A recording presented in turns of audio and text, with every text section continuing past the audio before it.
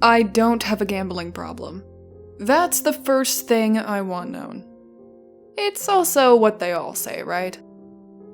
No, I'm not addicted to gambling, but I have a codependency issue with someone who is.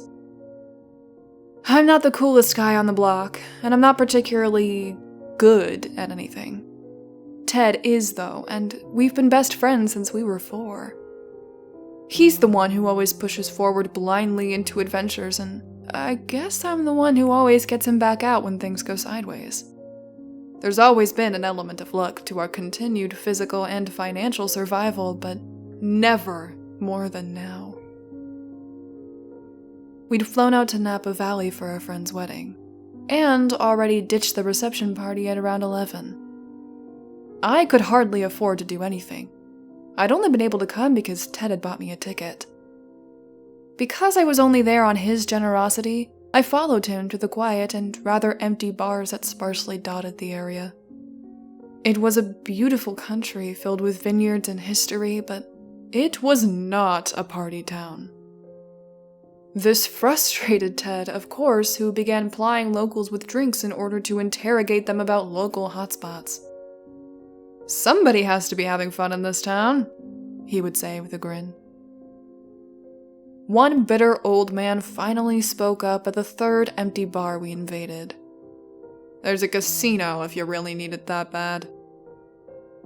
We looked at our phones, but Google Maps showed nothing. "It won't be on any map," the old man said, scowling at us. "Just go south from here and you'll find it." Behind our informant, I saw an unhappy look on the bartender's face. That should have tipped me off, but Ted was already thanking the old man and heading for the door. I followed quickly, ignoring the uneasy feeling in the pit of my stomach. Driving through the rolling hills at night was a claustrophobic and confusing experience. Our phone signal dropped, and we found ourselves driving purely by instinct. West, south, east, it was impossible to know for sure. We stuck to the sole road until it turned to dirt underneath our wheels. That's when I almost called the whole thing, but Ted pulled up outside a graveyard and pointed. "Look, cars!" And he was right.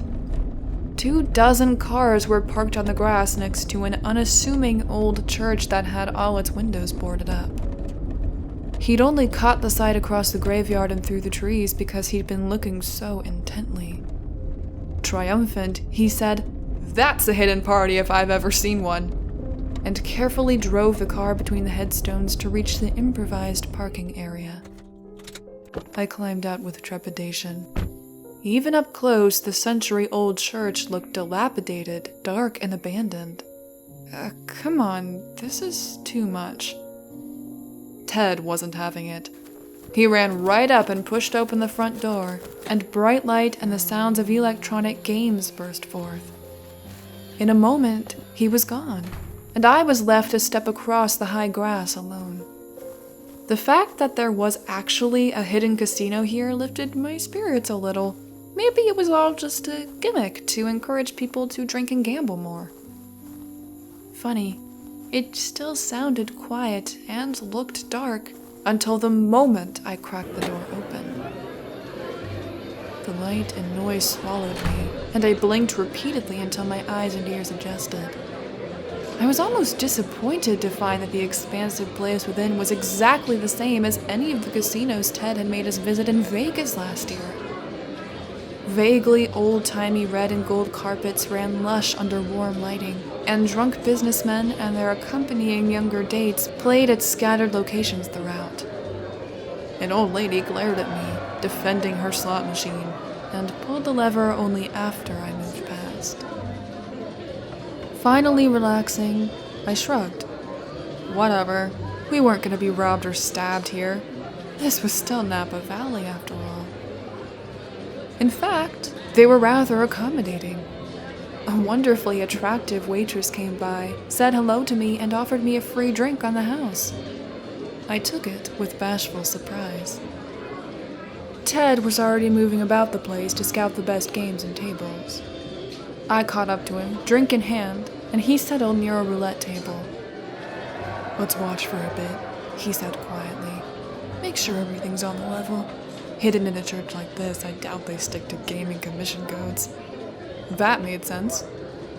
We watched and listened for a bit, enjoying the taste of free drinks and the sight of the pretty girls, as middle-aged businessmen won and lost with varying degrees of frequency. One pepper-haired Asian suit went on a lucky streak, getting the crowd all riled up, himself included.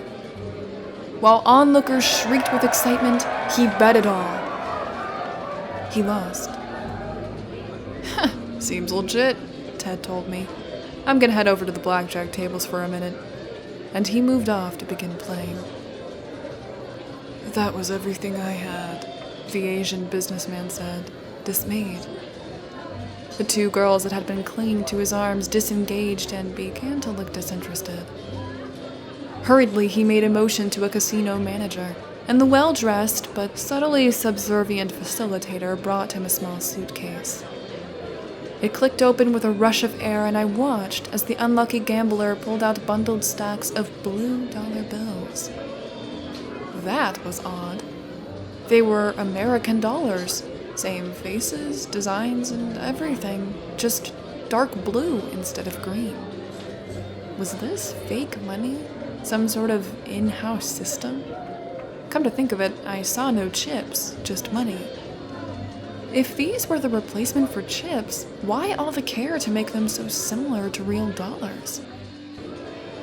The gambler in question did not have the same qualms.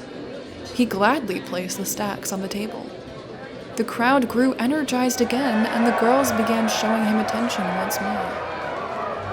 Feeling a little strange, I moved off, seeking Ted. I found him at the blackjack table as he won a hand. Grinning, he pumped a fist. "I like this place! Come on, play!" "I don't have any money for this," I told him, sheepish. "Here's some." He handed me a $100 bill. I took it and sat, but secretly stashed the 100 and pulled the last of my own cash reserves from my wallet. As I always did, I would return his money back to him when he wasn't looking. He never made me feel bad about it, and he had a high-paying job besides, but I just couldn't stomach leeching off of someone else like that. We played a few hands while still enjoying free drinks. I drank slower to remain sober-ish, but Ted guzzled away, having the time of his life. He lost quite a few hands, but played well, and actually started accumulating more money than he'd come in with. I, in contrast, lost all of my meager cash rather quickly. Upon the loss of my last dollar, a suited man with slicked back hair and a politician's grin approached and leaned down between us, an arm on the back of each of our chairs. He spoke with a thick, Middle Eastern accent, although his skin was pale enough that it was uncertain what region he was from. "Gentlemen, welcome! I don't think I've seen you grace our establishment before. I am Malcolm." "Nice to meet you," Ted said. "This place is great. Love the free drinks." "Yes," Malcolm said, with a widening grin. "A small expense in the face of our casino's profits. I am not a greedy man." "So you're the owner?" I asked, not wanting to be left out. "Yes, but think of me as your friend." He finally moved back and stood upright. His gaze shifted to me. "I see you are out of money. Would you like to keep playing?" He motioned a manager over, and a briefcase was opened before me, complete with the stacks of blue dollar bills I'd seen before. I glanced over awkwardly. Ted was suspicious, but open to the idea. "What are these?" "They represent debt," Malcolm said, graciously. "Interesting." Ted looked to me. "You should do it, Ryan." But that was not my name. I think I'm all right, Jason," I replied. What did he have in mind? I imagined he was planning to use these blue dollars, if needed, and then slip out. They couldn't make us pay back a debt if they had no idea who we were. Accepting my refusal, Malcolm ordered the suitcase closed and withdrew. "Good luck, gentlemen." I was left with a chill and a shiver. From then on, I could only sit and watch as Ted gambled, talked up girls, and had a good time. The free drinks were no longer offered to me, and, indeed, none of the patrons or employees would so much as look at me. I should have noticed, but, again, my life was often lonely. I simply accepted it. We moved from game to game, eventually ending up back at roulette, and Ted soon found himself in a situation we had witnessed earlier. Energized crowd, a streak of lucky wins, and a potential for a huge payoff. Despite my whispered warnings, he bet everything he had. The ball bounced, the numbers were called, and I sighed. He'd lost. Malcolm returned with a grin I imagined to be rather hungry, and the suitcase was offered to Ted. Someone in the crowd squeezed my forearm in warning, but by the time I looked, it was impossible to tell who had done it. "Don't. Let's go home." "Come on, Ryan," he shouted back. I could tell he still intended to rip off the establishment. "Let's have some fun!" Reaching down, he eagerly pulled out 2 armfuls of blue dollar stacks, most of which he pawned off on me. I held them as he bet blue money on another roll. It might have been my imagination, but the stacks felt subtly warm. He won, thankfully, but that quickly led to more bets, and I watched with a sinking feeling as my load of blue dollars shrank. The eyes of the crowd were upon us very intently now, and Malcolm seemed to be staring solely at Ted, grinning only when Ted looked his way. "We should go," I said again, but Ted ignored me. There were 100 opportunities to leave, but Ted took none of them. At long last, his final blue dollar went to the house. At that point, he whispered his intent to me, and I took off running after him a heartbeat later. I made it to the door and burst into the cool night air, but Ted remained just within. "What are you doing?" I shouted to him. "Get out here!" He seemed horrified. He stared down at his feet as they toed the red and gold carpet's edge. I can't leave." Malcolm approached calmly behind Ted, flanked by 2 suited managers. Sensing something was wrong, I leapt forward and kept the church door from closing, but I made sure to remain just outside. "Malcolm, what the hell is this?" The grinning man gave a small laugh. "I told you that my money was a form of debt. People like your friend here never listen. They think that they can cheat the house. Perhaps that would be possible if the house, in this case, were not the demon. But it is. I am, and he is now indebted." I stared up at him, trembling, but it seemed that I was not in direct danger. The next question was obvious. What does he owe? "The same thing that is always owed," Malcolm told me, his grin widening along his cheeks in a starkly inhuman manner. "Each blue dollar represented a portion of his soul. If even one remained, there was a chance he might win it all back, and more. Thus, I would not technically own him. With not even 1 blue dollar left, he has no chance of escape. He is mine." Looking past him, I saw the patrons and the employees watching us. I understood. They were all his. The Asian businessman I had seen gambling had been one of us, free, but no longer. I looked back to Malcolm, thinking about his explanation of chance. "So you operate by rules, then?" "Of course. I am a demon, rule-bound by nature. This type of thing must be enacted fairly." Ted still struggled with the invisible threshold, his eyes on me, his expression desperate. How do I get him out? I asked, my pulse racing. If the roles had been reversed, I was sure Ted would have had a plan, but I had no idea what to do. Malcolm laughed softly for a full 5 seconds before answering. There is nothing you can do except leave. To buy back even a single blue bill, he must have money. He has no money, therefore he cannot buy back the single blue bill required. Believe me when I tell you that this is not my establishment's, how do you Americans say, first rodeo. Ted began screaming, but a gesture from Malcolm silenced him. Ted continued moving and opening his mouth, certainly, but no noise came out. Heart thudding in my chest hard enough that I feared I might pass out, I reached into my back pocket and slipped out the $100 bill. How many of his blue dollars will this get me? It must be his money, not yours. His expression uncertain for the first time since I'd seen him. It is his, I shouted. He gave it to me to hold. A manager whispered in Malcolm's ear, and a frustrated sigh followed. At current exchange rates, that 100 will purchase 21 of his blue bills.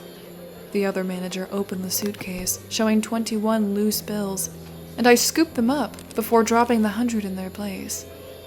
Without warning, Ted's screams became audible again, and he fell forward into the graveyard with me. Grabbing him by instinct, I kept him from falling completely down, and Malcolm stood staring at us with anger. Now that his careful veneer was fading, I could see the ghastly undertones in his skin, and the pale outlines of numerous gnarled horns on his head, and on the heads of the managers beside him. Ted accepted the 21 blue dollars from me and stood, slowly recovering his wits and breaths. Jesus, they had me. He gripped my shoulder. You got me out. You got me out. You always do. Thank you. Thank you. I nodded and began backing away from that unhallowed place.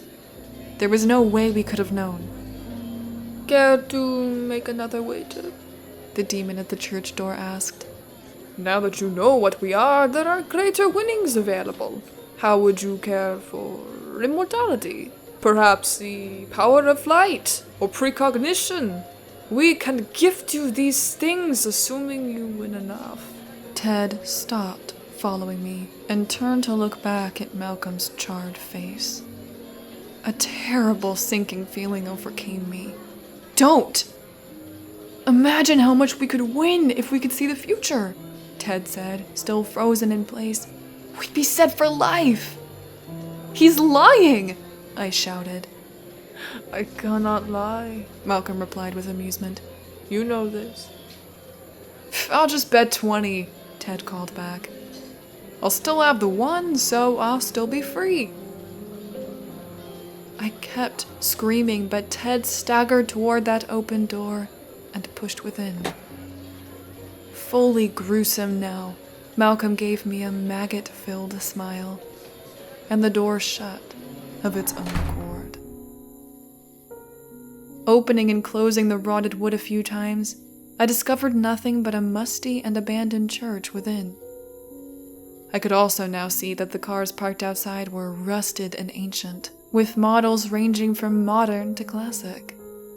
Those that had come here over the last 50 years had never left. Surely I wasn't the first to turn down the blue soul money? How had I never heard of the old man at the bar? His bitterness. He'd lost somebody here, to this place, to Malcolm, and Ted had been an obviously doomed soul from the start. Telling him had simply sped up the inevitable. I began the long walk home. I was alone now, but that was no longer my biggest fear. I'd done my part. I'd pulled a lucky last-minute move and saved Ted from a demon uniquely suited to his flaws, but he'd chosen to go back anyway. There was nothing I could do but go on alone and wonder when my own particular brand of demon would fall across my path. On that day, I, too, would be lost. Thus was born Malcolm's demonic confidence. Even with friends to offer one last chance at escape, we're all human. We are each our own doom.